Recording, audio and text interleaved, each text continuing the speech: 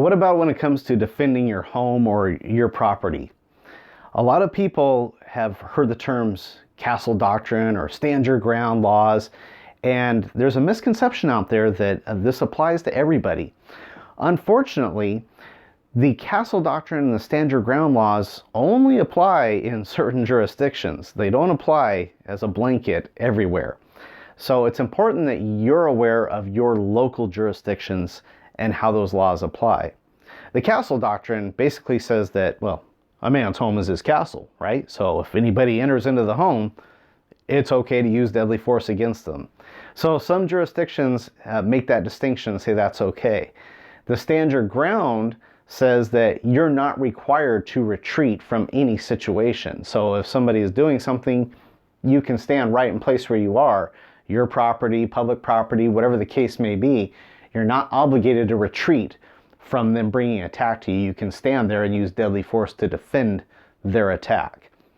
So again, both of those laws, they can be helpful to people who are in a deadly force situation, but they can also be hurtful because sometimes people assume they're covered by those laws and they aren't in their jurisdiction. So make sure you know what the laws are in your particular jurisdiction, which sometimes can even vary slightly by county. So what should you do if somebody breaks into your home? Well, a lot of people, they say, hey, somebody breaks in my home, I'm gonna go find out what's going on, right? Honey, sit tight. I'm grabbing my gun, grabbing my flashlight maybe, because I'm well prepared, and I'm heading downstairs and I'm finding who's in the house when I hear this bump in the night. But is that the best thing to do? Now listen, we're not here to judge. I'm not saying that it's not a natural reaction. That's kind of what we react to, right? If we hear somebody in our home, we want to go figure out what's going on. And probably for what seems to be good reason. I mean, after all, who knows my home better than me, right? I've got a complete advantage right now because it's probably dark in the house if it's the middle of the night and I was in bed. And I know how many steps it takes to get from my bedroom to the end of the hall. I know how many steps to the left the couch is. I know how many steps to the right is the lamp. I know where the TV's at. I know it all, right? I know it by feel. So I've definitely got the advantage in this situation, right? Wrong. I don't. And here's why. Because if I go down and I start searching around looking for somebody, I don't know where they're at. And when am I going to know where they're at? When they grab my hand with a gun in it and we get in a fight and the fight's on and we're rolling on the ground, that's when I'm going to know. Maybe they were hiding behind the couch. Maybe they were next to the bookcase. I can't see them in the dark. I don't know where they're at. Plus, I don't know if they've got a weapon with them. So who knows what the scenario is? So tactically, you put yourself in a really bad situation going down looking for a person in your home when you hear that bump in the night. But also, you put yourself in a bad situation legally for a few different reasons. Let's talk about this for a minute. If you go down and you hear this bump in the night and you've got your gun and your flashlight and you see somebody, a dark shadow, running across your living room and you start to shoot, bang, bang, bang. All right, first off, it's extremely hard to hit a moving target in a well-lit area, let alone when you're just going off a shadow moving around in a dark room. If you've never tried hitting a moving target, try it sometime. You'll see it's not near as easy as it looks. So hitting a moving target is tactically very difficult to do, but the legal ramifications is where we get ourselves in bigger problems. Because let's say we start firing, bang, bang, bang, boom, got him. Yeah, got that person that was in my house. And you go over there and you check it out, and sure enough, you got bad guy. All right, good for you, right? Probably not so good when you get to court, because guaranteed, you know what the defense attorney is going to argue? My client was running for the door. You gunned him down in cold blood. That was, at the very least, attempted murder for no reason. My client was hitting the door. And if you're in a place that has, the castle doctrine that allows you to use deadly force as a blanket law, okay, you probably got a good chance at winning that. But in most places, you have to articulate a reasonable fear of serious bodily harm or death to yourself or your loved ones. So if you go down into the living room and you see somebody scooping up a TV and they go, "Oh, are you in serious harm of death or serious bodily harm at this point?" Probably not. You're probably scared because somebody's in your house where they don't belong. You probably feel really uncomfortable, but that doesn't mean that you can now use deadly force. Typically, laws prohibit you from using deadly force to defend property. It's there to defend your life or the life of others around you. So if somebody saw you with a TV, they dropped it, and they went running for the door and you shot them, oh boy, you just put yourself in a real legal bind. But let's think about something else. Let's say you saw that dark figure running across your living room and bang, bang, bang, you got him.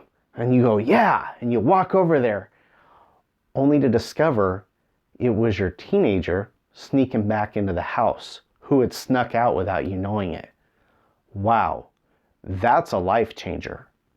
So there are some real tactical and legal ramifications to going searching for an intruder in your home or that bump in the night. What can you do? Well, one thing that we like to suggest, and it doesn't mean it's the way to do things, but it's certainly a good way, and we'll explain why. Tactically and legally, one of the best things you can do is stay put. Stay in your bed. What? Why would I stay in my bed when somebody's rummaging through my house? Let me explain. If you've had a safety plan put into place ahead of time, you've no doubt got a phone laying next to your bed, along with a flashlight and a firearm, and maybe some backup things like knives and whatnot to go with it. But at the very minimum, you've got a phone and your firearm next to your bed. So the first thing you should do, 911. Call 911. Why? Well, we want to get help on the way, right? Yeah, we do. We want to get help on the way. But even if you don't say a word, it's great to call 911 because every 911 call, it's recorded. And guess what gets played in court every time there's a 911 call associated with a crime? You got it, the 911 call. So you dial 911, you leave the line open even if you can't talk to tell them anything that's going on. You set the phone down, you pick up your firearm, you point at your door, and you scream, "Get out of the house, I've got a gun." Get out of the house, I've got a gun. Wow. How much more powerful could that be? Because if somebody's there for your TV, do you think they're going to go, got a gun, huh? Let's go see if he's really got a gun. Heck no. They're dropping the TV. Gun, I'm out of here. Getting shot for this TV, not worth it. But if you scream, "Get out of the house, I've got a gun," and somebody continues to advance to your place where you're at, your bedroom or whatever other location you are, hey, now you know what they're there for. They're not there for your property. They want you, because that's the only reason they would continue to advance, knowing that you've got a firearm that you're ready to use. So let's say they keep advancing on you. Well, legally, you've put yourself in a really good situation, right? Because the whole phone call being recorded, they heard you screaming, "Get out of the house, I got a gun." They hear the person is continuing to advance to your room. So legally, you're really covering yourself, right? But tactically, oh man, do you ever have an advantage now? Because now, not only do you not have to worry about hitting, a moving target running across the room, but guess what? There's usually one point of entrance and egress from your bedroom, and that's the bedroom door. And guess what? It's shaped nicely to about the size of a man or woman trying to walk through that doorway. So all you gotta do is point right at your bedroom door, Get out of the house, I got a gun. Get out of the house, I got a gun.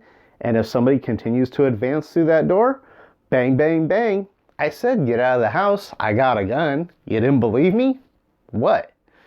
So now you've covered yourself legally with the 911 call. You've covered yourself tactically because now you made it so easy. You just had to point at one spot and fire the rounds. That's all you had to do. Made it super simple. And an added bonus, you get to determine your backstop for your bullets because you can predetermine where you lay in bed. Oh, my bed's here in relation to my door, which goes down the hall right to that, oh, honey, let's put a big nice oak bookcase right there at the end of the hall. It absorbs rounds nicely when I fire them, right? You can determine your backdrop ahead of time. So how great is that? Legally and tactically, you give yourself a huge advantage by just staying put in your room when you hear that bump in the night.